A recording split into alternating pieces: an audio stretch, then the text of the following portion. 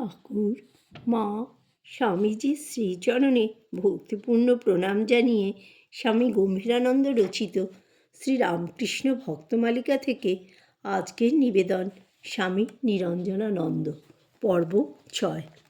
1896 খ্রিস্টাব্দের শেষে পাশ্চাত্য দেশ হইতে স্বামীজি ভারতে প্রত্যাবর্তন করিবেন। খবর পাইয়া নিরঞ্জনানন্দ তাহার সহিত সাক্ষাতের জন্য দ্রুত কলম্বো অভিমুখে অগ্রসর হইলেন এবং পরবৎসর 15ই জানুয়ারি স্বামীজি জাহাজ হইতে অবতরণ করিলে তাহাকে সর্বপ্রথমে অভ্যর্থনা জানাইলেন। অতঃপর তিনি স্বামীজির সঙ্গে দক্ষিণ ভারতের বিভিন্ন স্থানে ভ্রমণ করিয়া কলকাতায় উপস্থিত হইলেন। ওই বৎসর স্বামীজির উত্তর ভারত ভ্রমণকালেও তিনি তাহার সহিত পাঞ্জাব ও কাশ্মীরের বহু স্থানে গিয়াছিলেন। আবার 1898 খ্রিস্টাব্দে স্বামীজি যখন আলমোড়ায় যান তখনও তিনি তাহার সঙ্গে ছিলেন। ওই বৎসর তিনি আলমোড়া হইতে স্বামী শুদ্ধানন্দের সহিত কাশীতে আসিয়া বংশীদত্তের বাগানে পুনর্বার তপস্যায় রত হন। তখন তাহারা মাধুকরী করিয়া খাইতেন। কাশীতে অবস্থানকালে চারুবাবুর সহিত তাহার সাক্ষাৎ হয়। ইতঃপূর্বে চারুবাবু যখন একবার আলমবাজার মঠে যান তখন সেখানে স্বামী নিরঞ্জনানন্দের সহিত পরিচিত হন। অধুনা ঠাকুরের এই অন্তরঙ্গকে সন্নিকটে পাইয়া তাহার সহিত ঘনিষ্ঠভাবে মিশিতে লাগিলেন। তখন কাশীর কয়েকটি যুবক শ্রীযুক্ত কেদারনাথ মৌলিকদের বাড়িতে সম্মিলিত হইয়া শ্রী শ্রী ঠাকুরের সম্বন্ধে আলোচনাদি করিতেন। চারুবাবুর নিকট ওই সংবাদ পাইয়া নিরঞ্জনানন্দ একদিন ওই সভায় যোগ দিবার আগ্রহ প্রকাশ করিলে চারুবাবু সকলকে জানাইয়া দিলেন যে শ্রীরামকৃষ্ণের জনৈক পার্ষদ কাশীতে আছেন এবং আগামী বৈঠকে তিনি উপস্থিত হইবেন। এই সংবাদ সকলেই বিশেষ আনন্দিত হইলেন এবং যথাযোগ্য ব্যবস্থা করিতে উদ্যোগী হইলেন। চারুবাবু কর্তৃক আনিত শ্রীরামকৃষ্ণের একখানি ছবি পূর্ব হইতেই কেদারনাথের গৃহে রক্ষিত ছিল। সেই দিবস উহা পুষ্পমাল্যে সজ্জিত হইল। পরে সায়ংকালে নিরঞ্জন মহারাজ যথাস্থানে উপস্থিত হইয়া তাহার স্বভাব সরল ভাষায় শ্রীরামকৃষ্ণের গুণকীর্তন করতে থাকিলে ভক্তগণ তাহার ভাবমাধুর্যে মুগ্ধ হইলেন। ইহার কয়েকদিন পরেই শ্রীরামকৃষ্ণের জন্মতিথিতে তিনি কেদারনাথের গৃহে পুনর্বার উপস্থিত হইয়া স্বহস্তে পূজাদি সমর্পণ করিলেন। আয়োজন অল্প হইলেও সেদিন ভক্তদের উৎসাহ ছিল বিপুল। বিশেষত শ্রীরামকৃষ্ণ পার্ষদের উপস্থিতি ও তাহার মুখে ভাবময় শ্রীরামকৃষ্ণ প্রসঙ্গ সকলেরই চিত্ত আকর্ষণ করিয়াছিল। এই উপলক্ষে ভক্তদের মধ্যে কিঞ্চিৎ প্রসাদ বিতরণও হইয়াছিল।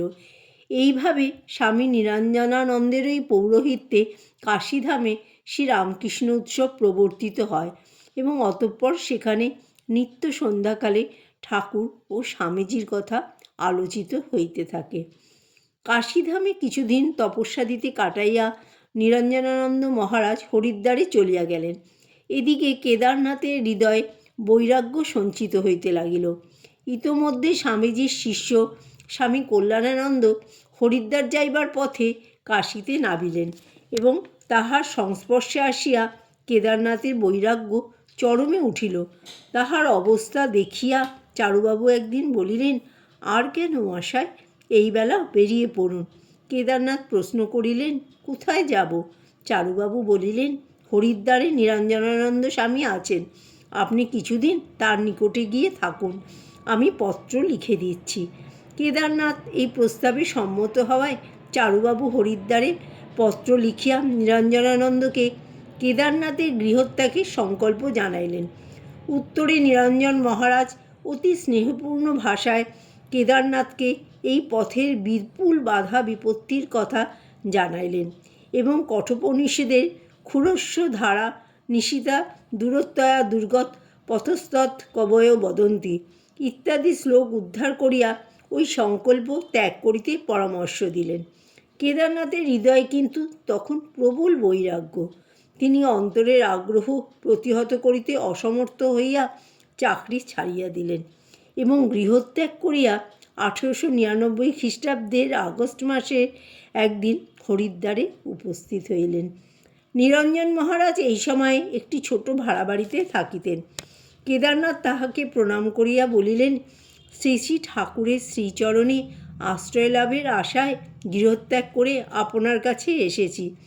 নিরঞ্জন মহারাজ ইহাতে অত্যন্ত প্রীত হইয়া তাহাকে সেখানে রাখিলেন এবং গেরুয়া বস্ত্র দিয়া কিভাবে মাধুকরী করিতে হয় ও শ্রী শ্রী ঠাকুরের সেবা করিতে হয় ইত্যাদি সাধুচিত বৃত্তি শিখাইয়া দিলেন।